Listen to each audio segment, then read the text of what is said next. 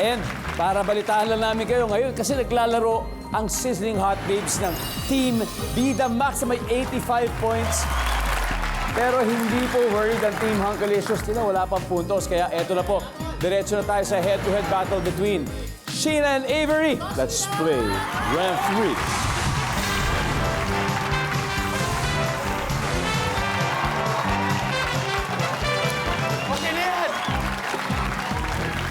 Alright, top 7 answers are on the board.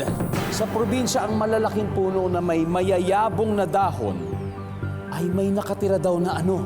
Go! Sheena. Kapre. Kapre! Naniniwala ka ba sa kapre? Oo. Talaga? Oo.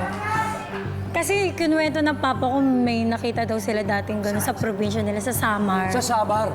Base pala ito sa base sa totoong experience. Sabi ni Sheena, kapre. Top answer.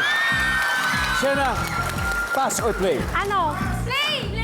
Play. Play. Okay, Avery, balik muna tayo. Let's go, Sheena.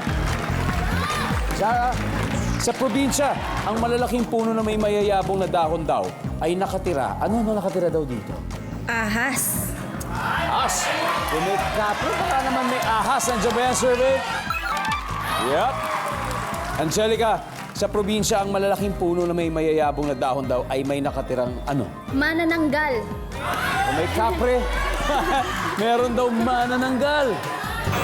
Wala. Jen, sa probinsya, yung mga malalaking puno na may mayayabong na dahon, may nakatira daw na ano? Unggoy? Unggoy. Simple lang, unggoy. Kami nagtatago kasi. Malay mo ba, di ba? Diba, yun ang gusto nilang Totoo, di ba? Unggoy. Ha?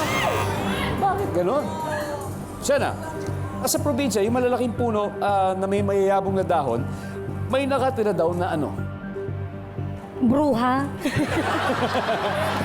Bruha. Nandun. Oo.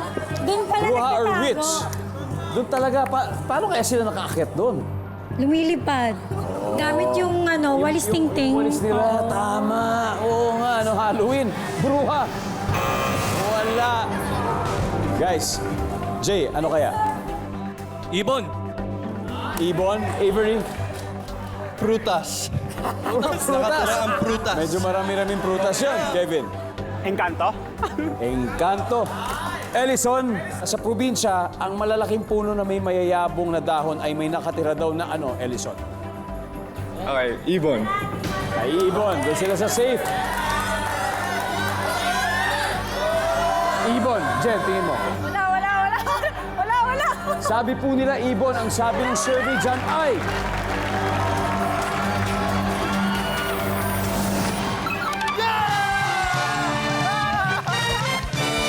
Alright. Lumamang na. Pero dikit na dikit. Tignan natin ano po yung hindi nakuha. Number 6. Multo. Number 5. Putakti or bees. Number 3. Tikbalang. Yan, nakalimutan natin. And finally, number 2. Yan. Sina Jess, si Kevin, update tayo sa scores, ha? After 3 rounds, yung Team Bida Max, 85, di ba? Habang ngayon, ang Hunkalicious lumamang na 88 points. Kaya paparating na po ang final round times 3 ang puntos.